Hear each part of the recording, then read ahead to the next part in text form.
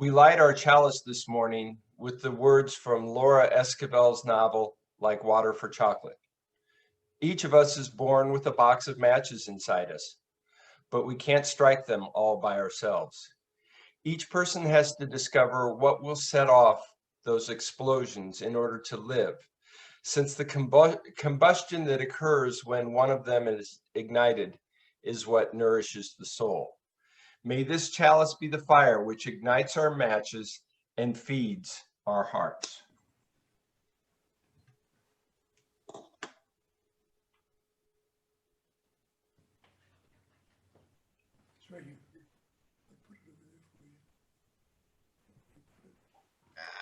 Good morning, everybody, on this beautiful morning, and welcome to the First Unitarian Church of Des Moines digital service. I'm Reverend Amy Petrie Shaw. My pronouns are they, them, and theirs, and I'm talking to you today from land that's the traditional territory of the indigenous Iowa people here in West Des Moines. Barb Martin is our song leader. Bruce Martin is our pianist. Jim Carty is our pastoral care associate this week. And we are joined today by the always wonderful Roy Zimmerman, who will be doing a set of his music for us right after the sermon. So I'm glad you're here with us today to talk about, well, the other shoe, what comes next now that the election is over, and to share some great music. Please keep your mics muted during the entire service. And after the service, you're welcome to turn them on and come into virtual coffee hour with us. Thank you. Welcome to the First Unitarian Church of Des Moines digital service. My name is Bill Paxson. My pronouns are he, him, and his, and I'm the celebrant for this morning's service. No matter who you are or where you've come from, you're welcome here. Whether you live here in Des Moines or have ever physically been at First Unitarian, whoever you are, we hope that you find something here today to help you on life's journey. Our gathering song today is number 340, Though Gathered Here to Celebrate. The words will be in the chat screen. Please keep your mics muted.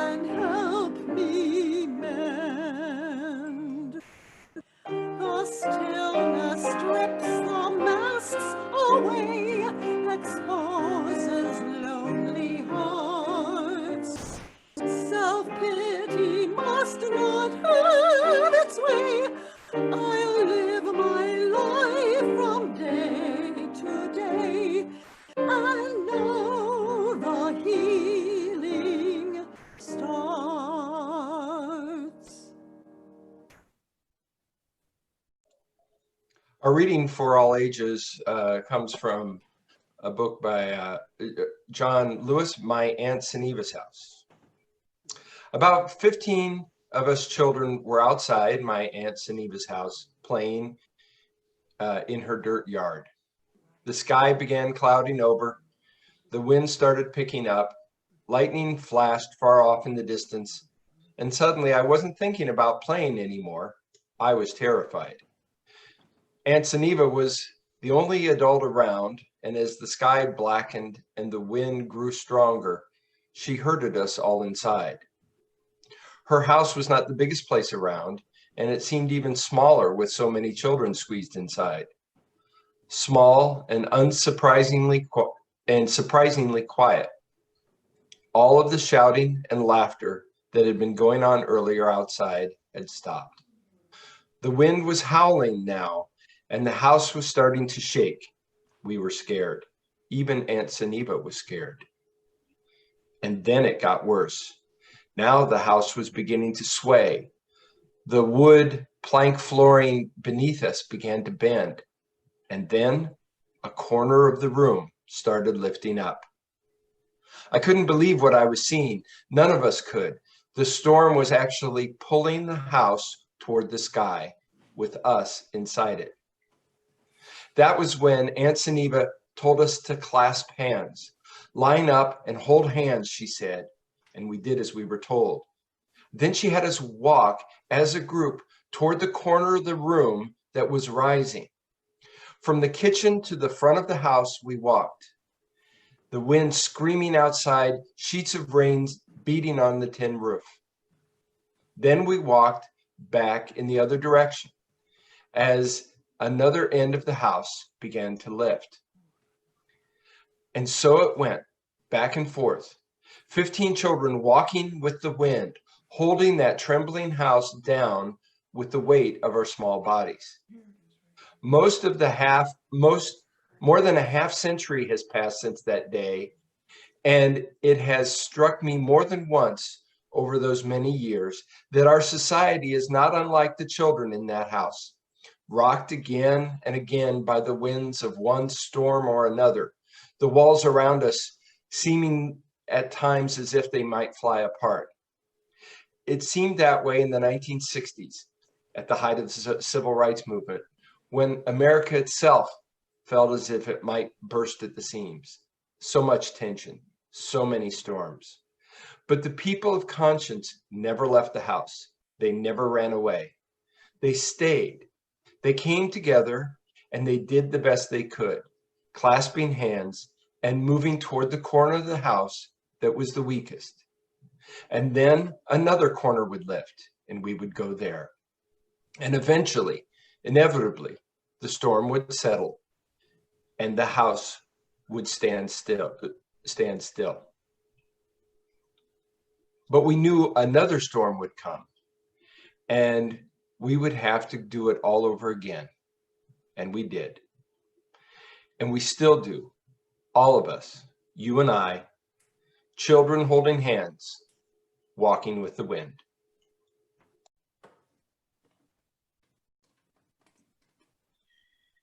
Thank you so much for that, Bill. That was wonderful. Our offertory today is done with our normal seriousness.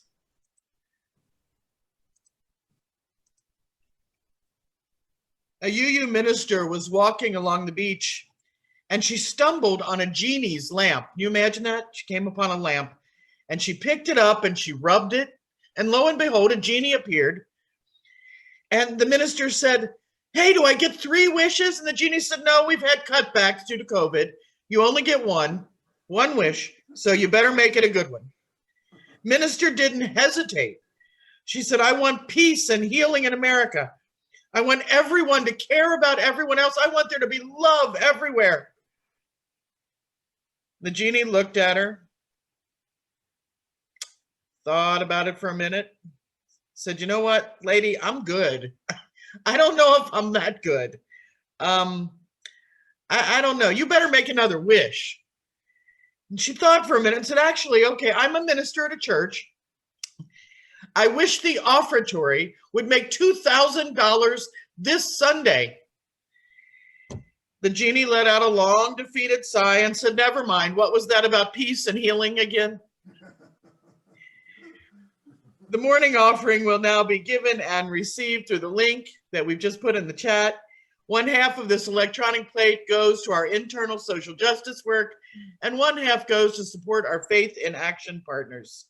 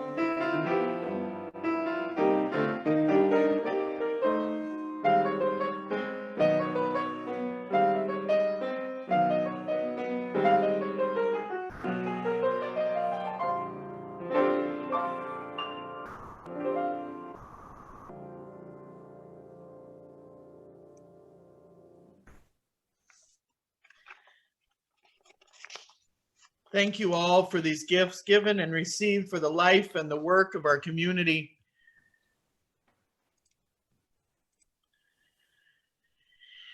Because the church isn't the building, the church is the community. And it's as a community that we come together here to be with each other in the celebration times and in the sad times. We bear witness and we minister to one another as we struggle with the sorrows and we celebrate the joys.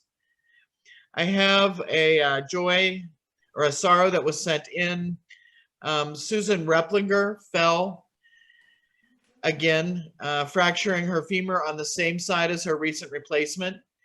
There will be a rod inserted. She's at Mercy West, so I'm sure cards would be very welcome. I ask now that we share together the names of anybody we know who might be able to use some special care, love, and attention. Please feel free to put their names in the chat so that the love of this community can hold them all.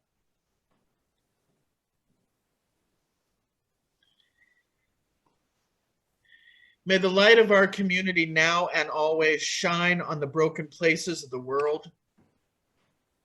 May we travel together with all those who fight for equity and justice in human relations.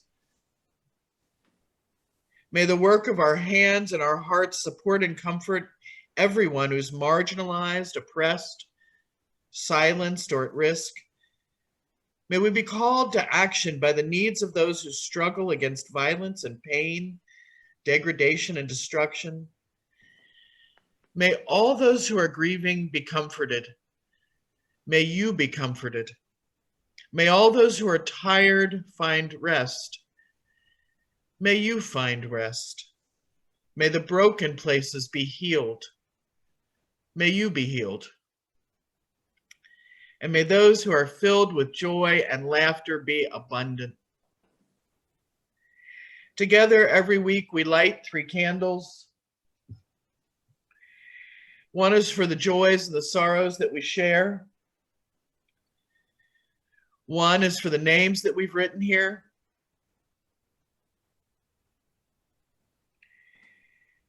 And one is for all those joys and all those sorrows that we hold deeply but have not named here today.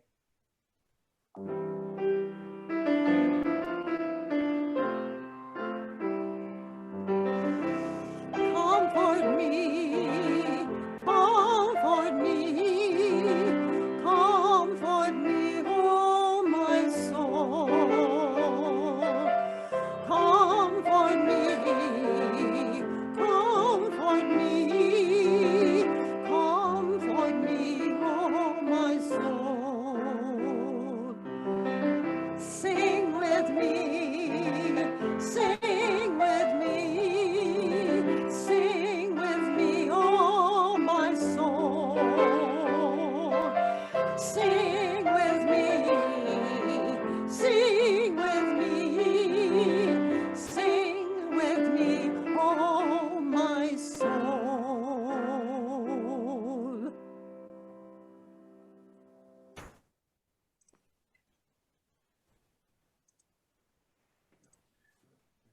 We come together here today after a really challenging, wonderful, terrible, frightening, glorious week. And I ask today that you take just a moment to breathe, just to breathe, and to join me in 3 minutes of silent thought, meditation, or prayer.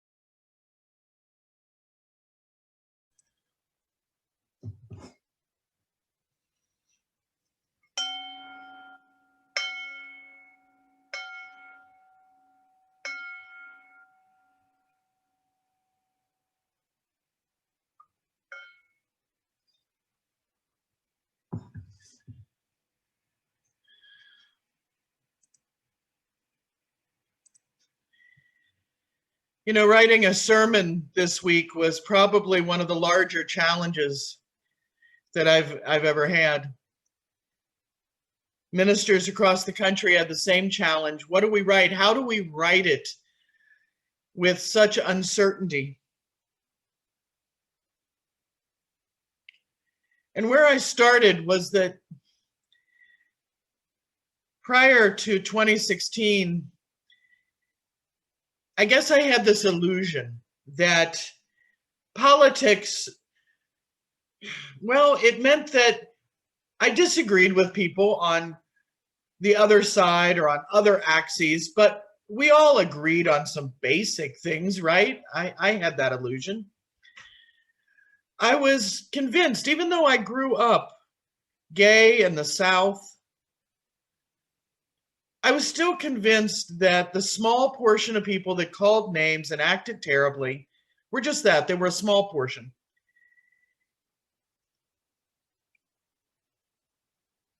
I've been both Republican and Democrat in my life, shifted back and forth as the winds changed a little. But I always thought everybody was within what we would scientifically call 3 standard deviations on either side. Everybody kind of fit into some reasonable, and we were all fine fellas, you know, we were all good people.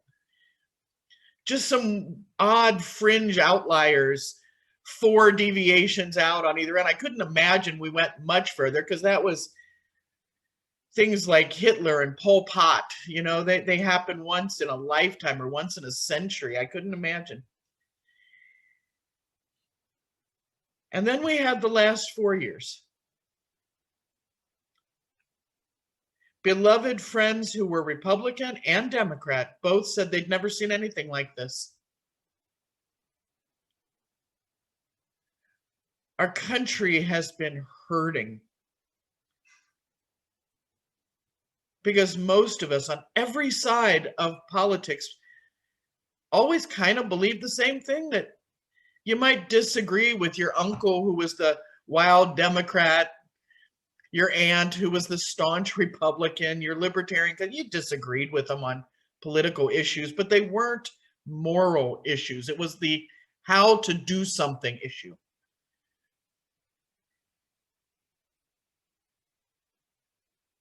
Right now, people of all political affiliations are struggling to find a way forward, a way to deal with the hatred and the racism, the misogyny, the lies. Nobody was prepared for the last 4 years. Nobody was prepared for what came out from under the rocks and crawled out into the daylight. We thought that kind of hatred was long gone. We thought we were better than this. We were smarter than this, further along than this. And then we met QAnon and the Boogaloo Boys and the swamp trailing Nazi flags and carrying torches. We had no idea that this still existed in these kinds of numbers. We didn't expect it. Good people, Democrats, Republicans, Libertarians, everything in between, good people. We all watched as the worst of us rose. We didn't expect anything like this. John Roger Stevens and Lonnie Rashid Lynn knew what they were writing about. They wrote Glory, the theme song from the movie Selma. One day when the glory comes, it'll be ours. It will be ours. And when the war is won, we will be sure. We will be sure. Oh, glory. We thought that day was going to come this week, maybe. We thought for sure, at least a lot of us did, that it was going to be a landslide, right? Away from fear and hatred. We knew that good Republicans, good Democrats, good Libertarians, we had all been working to try to figure out a way out of this. All kinds of people were struggling. But when that vote was too close to call quickly, our country hurt. On November 5th, John Pavlovitz wrote, "We're left with two terribly unfortunate choices: leave the America we have, because it's so very different than the America we hoped for, or stay, realizing that we're surrounded by so many people for whom racism is not only a deal breaker, but a selling point. In a place we know is less safe and less decent and less kind than we wanted, than we hoped. Not because of any politician, but because of the people that embraced that hatred a second time. People who share maybe our kitchen tables, maybe our break rooms and our cul-de-sacs."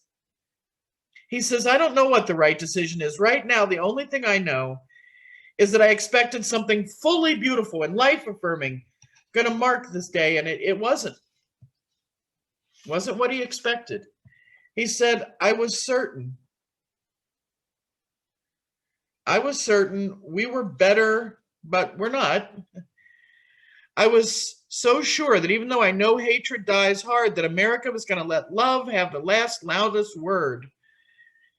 Now, as I was reading this, I thought that sounds terrible, but then he gives us that glory. He said, I thought I was wrong. He thought he was wrong about America letting love have that last loudest word. He said, but maybe I just have to wait to be right.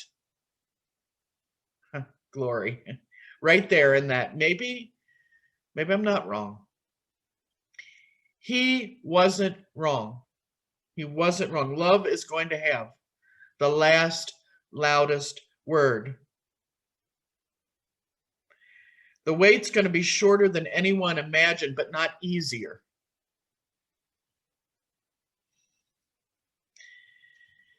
There are fine people in every political party, good people who really do differ on the hows.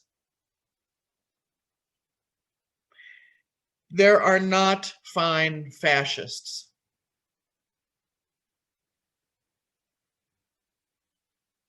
People willing to tolerate fascism are not fine people. And then there's the rest of us, Americans. We're Black and white and Indigenous and Asian American. We're people from 0 to 100. We're Republican and Democrat and Socialist, Green Party, Libertarian.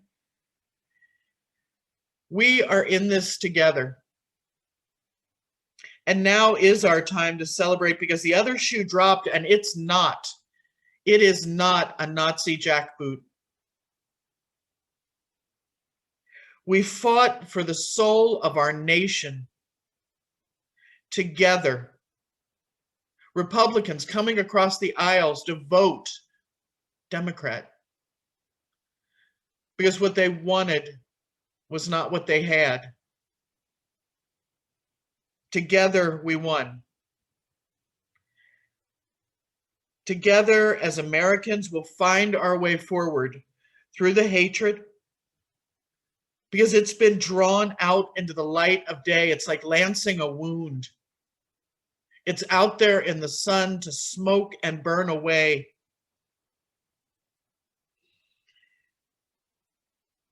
Albert Camus wrote, "In the midst of hate, I found there was within me an invincible love. In the midst of tears, I found there was within me an invincible smile. In the midst of chaos, I found there was an invincible calm. I realized through it all that in the midst of winter, I found there was within me an invincible summer." And that makes me happy, for it says that no matter how hard the world pushes against me, within me there's something stronger, something better, pushing right back. The damage of the last 4 years is incalculable, and the damage of the next 2 months may be huge, but we will push back, all of us together. We'll find that strong summer core, and together we'll overcome the coldness which has frozen our country, and the glory will come. We'll find a new normal, a better normal, a normal without the snarling hatred, a normal without terror and fear, a normal with education. We will heal. We will heal, and the glory of being without hate will be ours. Rachel Kahn wrote an amazing piece, wrote an amazing piece, and I want to read it to you now. It's called What to Tell the Children, and it sums it up better than anything I could ever write. Kahn says, tell them that this is the Great Awakening. Tell them that we humans have made some huge mistakes, and that's how we find ourselves in this tenuous place. Teach them that to hate is the poison. Teach them that to love is the remedy. That it's better to be readied for what comes next, even if the revelation is painful. Tell them that this is the paradigm shift, that it's the old collapsing onto itself. That this death rattle is simply a temper tantrum, the last gasp of a dying Goliath. Remind them of how they get wild when they are most tired, and then they pass out, and that's what this is about. Tell them that what is happening to a decrepit and ineffective empire, tell them that everything is not okay, but knowing that is okay. Tell them that pretending that what is unacceptable is fine is what got us in this sick and dysfunctional spot on the timeline. Apologize for any prior attempts to teach them denial. Tell them you were blinded by desire for comfortable numbness. Express that you did have the best of intentions, that you were working within a broken system where few benefited at the expense of many, that you laid low to keep the status quo. You obediently played your role, but those days are over because now you know better. Tell them they have no responsibility to blindly follow based solely on a title. Tell them to practice discernment. Tell them authority and respect must be earned and are not inherently deserved. Teach them that there are good people and bad people from every background, ethnicity, and belief system, that they must align themselves with kindness, that there is no more time for divisiveness. You tell them that because something is legal doesn't mean it's right. You tell them to stand up and fight. Remind them of all the lawful atrocities committed in the sick and twisted history of this violent country. That Rosa Parks righteously broke a law and the world took notice. Tell them that Harriet Tubman is our modern day Moses, that women would not have been allowed to vote, that no one would have proposed another notion if the blessed rebels hadn't taken a stand. Tell them love will win this war, but only if we remember that love is not just one unending cuddle puddle, but fierce as a mother bear protecting her cubs. Tell them that although this existence is damaged beyond repair, they must not despair. There is possibility, and we will willingly and willfully open ourselves to new ways of being, because the old way is not working, has never worked, and the world deserves better, and we are worth it. Tell them we're not free while another suffers under enslavement. Teach them we are all limbs in one body, and we can't chop off our arm without deep suffering. Teach them humility, but also to relearn to trust their intuition and beg their forgiveness for unintentionally misleading them previously. Tell them their gifts are useful. Tell them they're beautiful. Tell them the truth. And I would add to that, tell them we'll never let hate win, and the glory will come. Amen.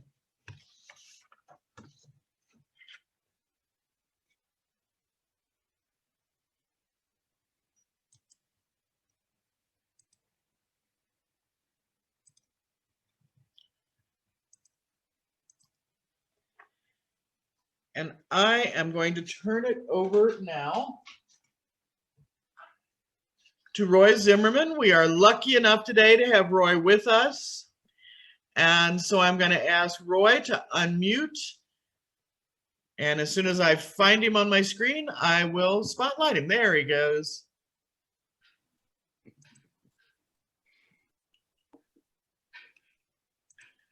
Take it away, Roy. Yeah, thank you so much, and you know, for that message especially too. You know, it's so hard to know what to say, because we do have a new picture, always new picture of where we live, you know, and the people we live with. That's why my wife Melanie and I love touring so much. You know, we toured for years and years, and we love visiting Des Moines, and we toured all over the country, and we called ourselves a satire delivery service. You know, looking for the blue dot people. You know, we're looking for the most progressive people in a lot of the lesser progressive places in America, bringing the satire message, and learning so much about where we live.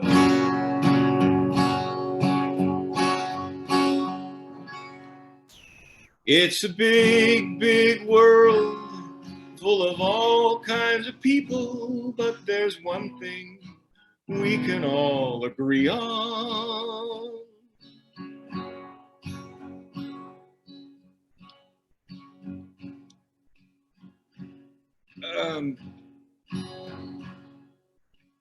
When I find out what it is, I'll let you know.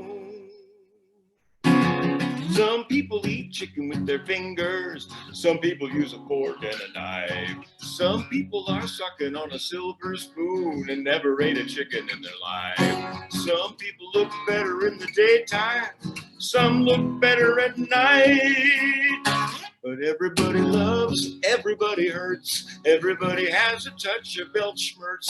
Everybody laughs, everybody freezes, everybody smiles and everybody freezes. Everybody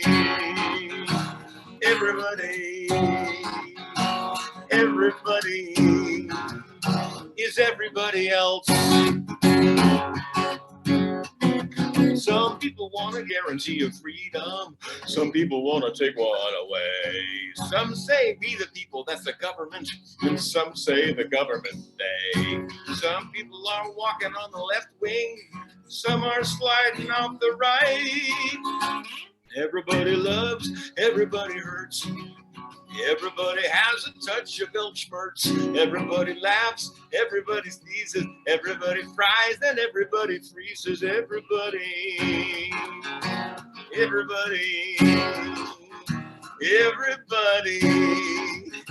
is everybody else, and everybody everywhere, lesser and greater, has a common denominator. Some people look up and see the ceiling. Some people look up and see God. Some people look forward to a paradise. Some are looking forward to the sun. A lot of people looking for enlightenment. Some are just trying to find the light. But everybody loves, everybody hurts, everybody has a touch of Weltschmerz. Everybody laughs, everybody sneezes, everybody fries, and everybody freezes, and everybody sleeps, everybody breathes, everybody starts with no teeth and teeths, everybody eats, everybody cries, and identifies with the good guys, and everybody's bad, everybody's good, everybody wants to be understood, everybody falls, everybody rises, everybody on some level realizes that everybody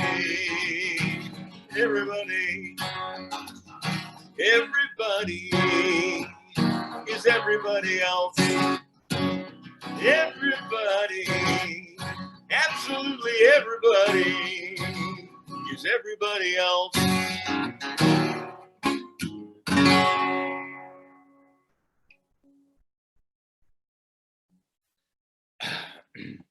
It has been a great time of stress, you know, for everybody, and that goes for the people who didn't vote the way we voted too.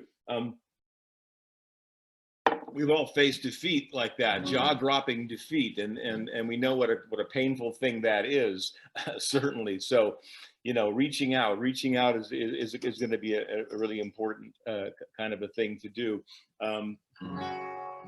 even to those who you know, who just drive a nail in our forehead. and that's so important. Yeah, but there definitely are two sides. Who thought, for instance, that we would still be debating voting, whether voting is a good thing or not? You know, right? You know, there seems to be two schools of thought. One kind of big group in America, you know, is trying to secure the vote for everybody and as many people as possible. The other one is going for election reform. They call it election reform. They're trying to get the voting out of politics. And so I'd like to do a little song about the history of our voting rights in America. Way back when they said all men, they meant every wealthy European male. So back then to vote required being white and being rich and being male.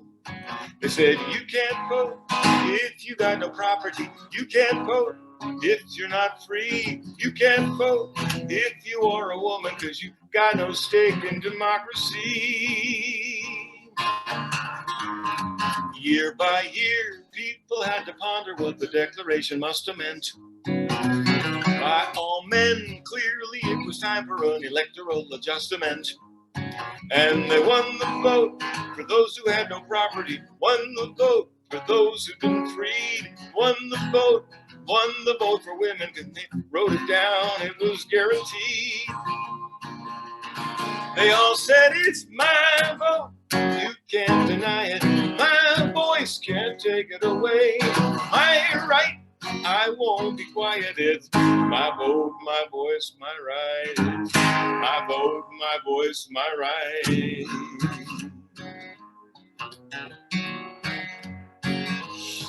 Well, a right's a right, but without a fight it can evaporate and float away. And by night, there were those who came around and tried to take the vote away, saying you can't vote, you haven't paid the poll tax, you can't vote, can't pass the exam, you can't vote, fear of retribution. And the people stood up and said, well, damn, it's my vote, you can't deny it, my voice can't take it away, my right, I won't be quiet, it's my vote, my voice, my right, it's my vote, my voice, my right.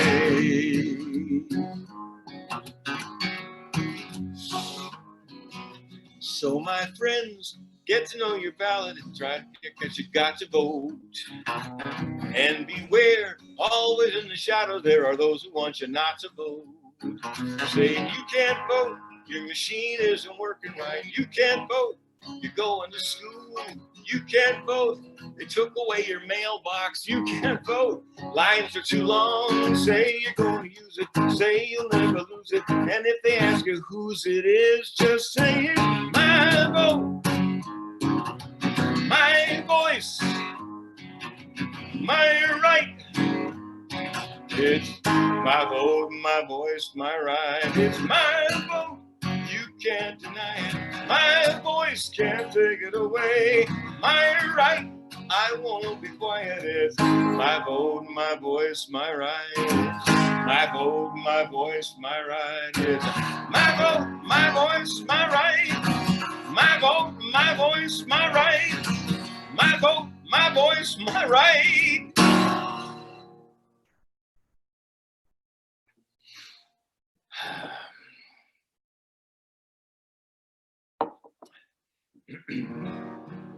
There's a great sense of relief.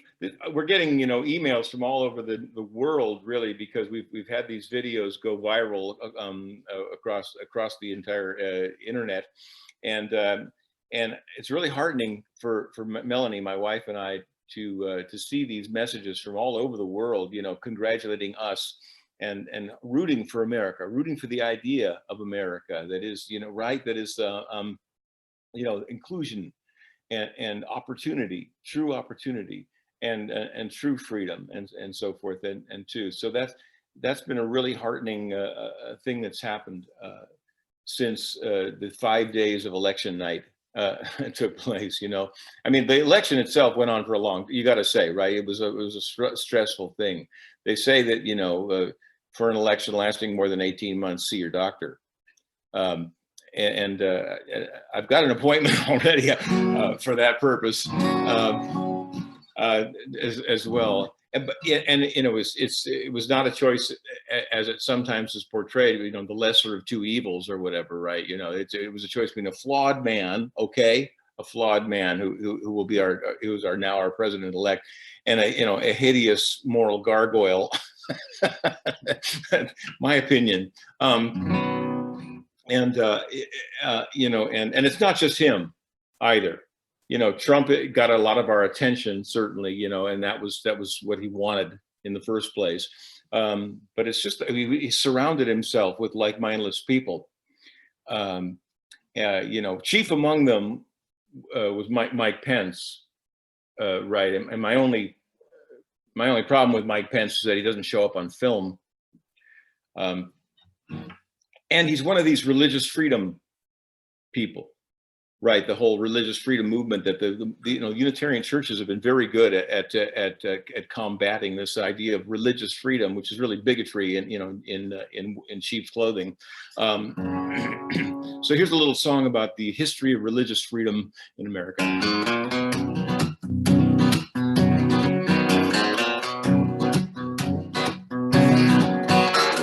Back when the Pilgrims landed on these rocks, they thanked the Lord and they wrang out their socks.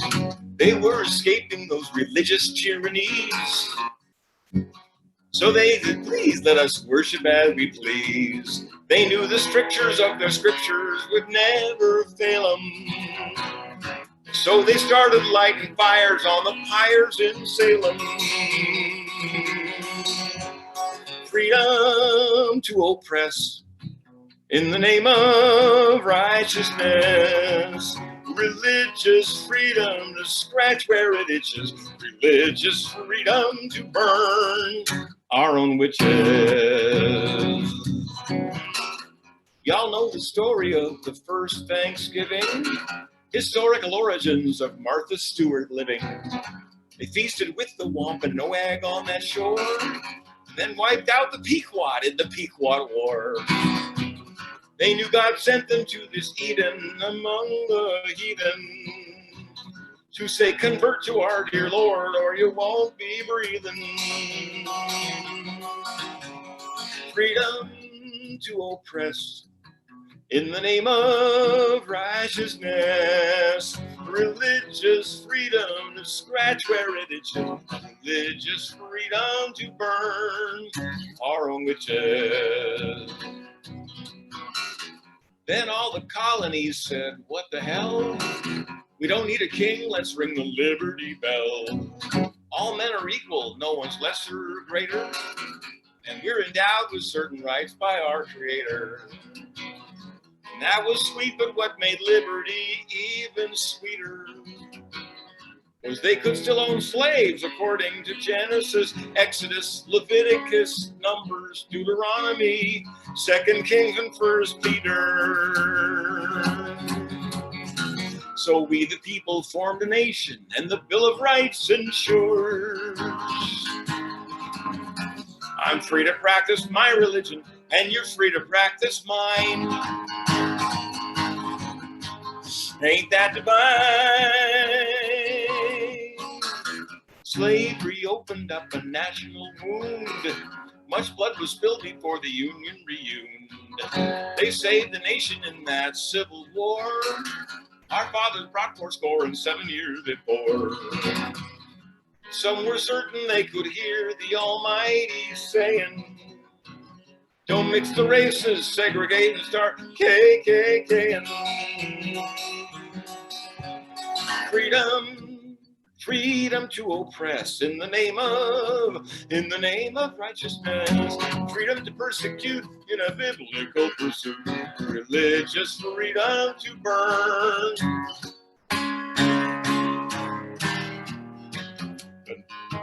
Separate is not equal, the Supreme Court found.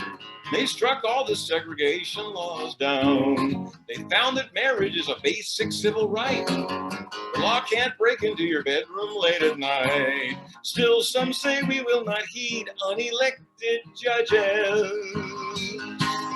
We know we're righteous and our bigotry never budges.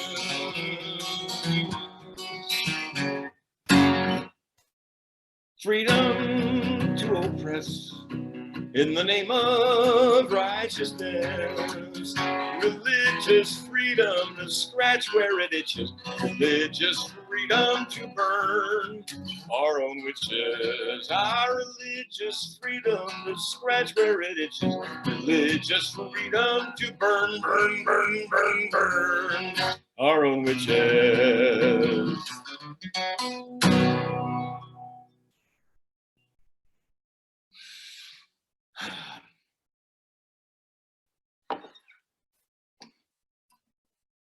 I know I'm celebrating this victory, and I'm allowing myself that celebration. I hope you are too, but there is work to do, right? There's work to do. We got to go back to it right away. You know, it's a sense of relief, really, that I'm noticing. Melanie and I are getting emails from all over the world, as I mentioned, and a lot of them are joyful, but a lot of them are just relieved, you know, that we can just go back to a normal level of absurdity. And it was a great year of loss for so many people. Personal loss and emotional loss, you know, and certainly political loss. We lost John Lewis at a time when civil rights were at the forefront of our minds. And it puts us in mind, I think, of the great anthems of the civil rights movement and some of the questions that those engender. How many Mozarts are born among the poor, taken by hunger or by disease or war?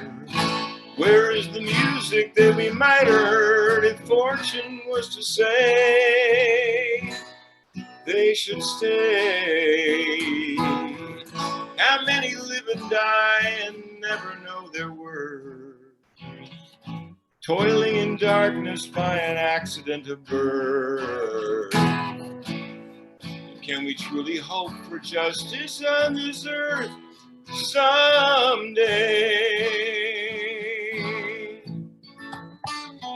We shall overcome. Sing with me. We shall overcome. We shall overcome someday.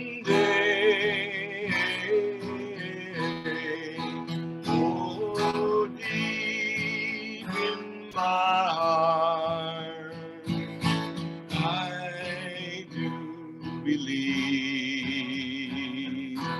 we shall overcome someday.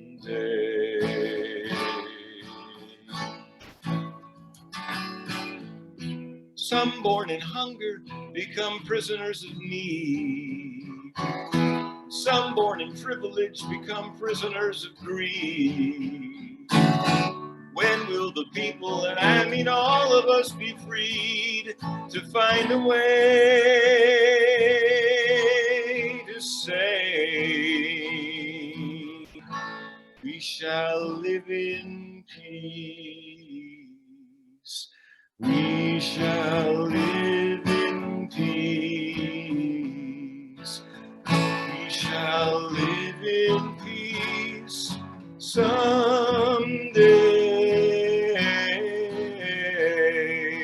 Oh, deep in my heart, I do believe we shall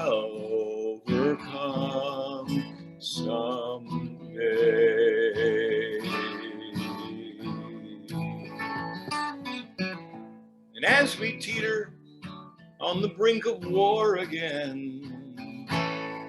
Build our monuments to vain, ambitious men who talk about the road to peace.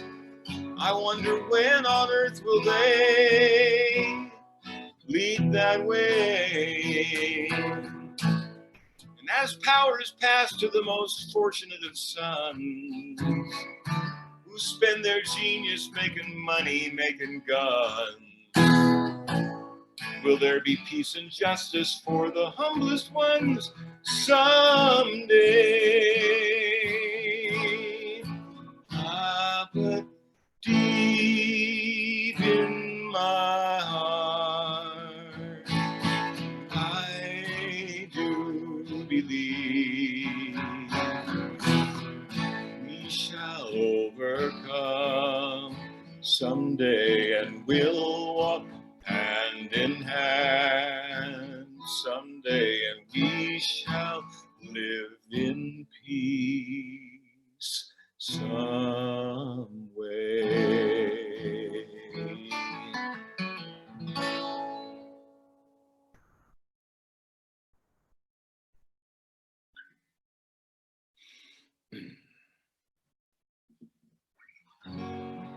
Well, thank you so much for having me in this morning, and it's a great privilege. We miss touring. We miss touring around the country and meeting the people and seeing these Blue Dot groups and what they're up to across the country too.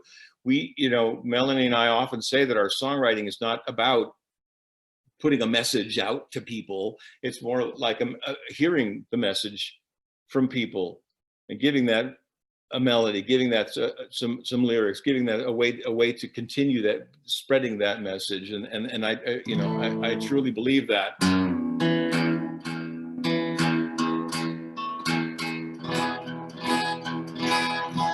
And it is a happy occasion, but Reverend Amy, I take all of your words of caution to heart. Definitely, we need to reach out to people whose opinions just befuddle us, completely befuddle us, who seem to be alien to us. We need to reach out and find that common ground. Now that the last Confederate monument has fallen.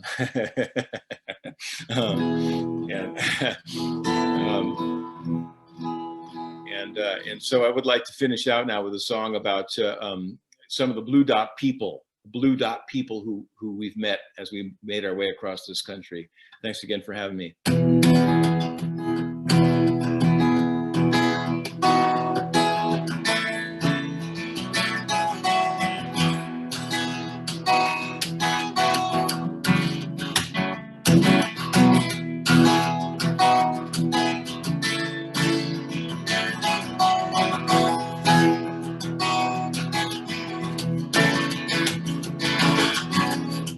I am the donut lady, I am the civil engineer, I am the tractor salesman who's a stand-up comic at his daughter's wedding. I am the court reporter, I am the guy in the sandwich suit, I am the third grade teacher, and I approve this message.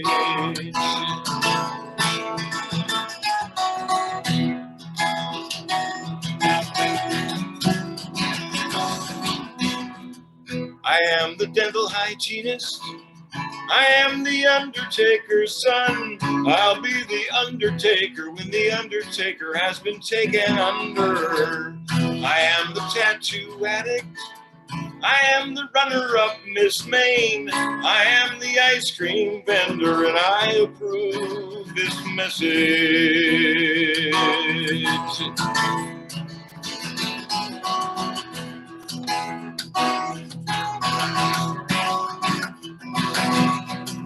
I am John the Baptist, and I am Nancy the Presbyterian. I am Jerome the Jewish Unitarian, born-again Buddhist, Wiccan, agnostic. I am the banjo lawyer, I am the laptop Kerouac, I am the NASCAR widow, and I approve this message. I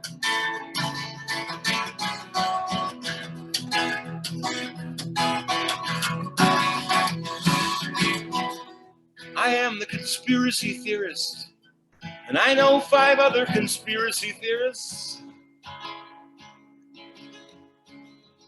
What, you think that's a coincidence? I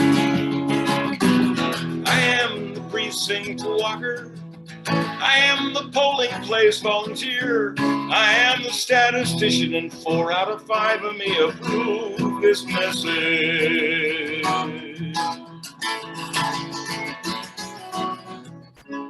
And I am Yip Harbor, saying it don't matter how high the throne. What sits on it is the same as your own. And I'm Molly Ivins, saying, what's the difference? Who's in that chair? Change doesn't come from there. Change comes from here.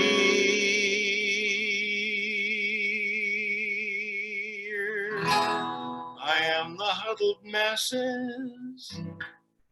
I am the amber waves of grain. I am the toothless carny in the shooting gallery at the county fair. I am the singer, songwriter, waitress. I am another mother for peace. I am the assistant scoutmaster, and I approve this message. And I am the White House switchboard operator, and I approve this message. And I am the last man to die for a mistake, and I approve this message. I am the dreamer who keeps on dreaming, and I approve this message. And I approve this message. And I approve this message. And I am.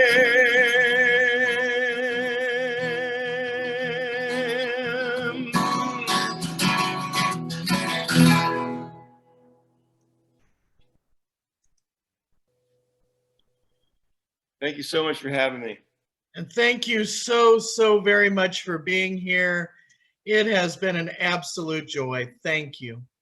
Great. Thank you. You bet. Thank you, Roy. We extinguish this chalice, but carry it in our hearts to light our way and guide us to peace and healing. Our service has ended today, and your service begins again in the world. May it be joyful. Peace, ashe, and may it be so.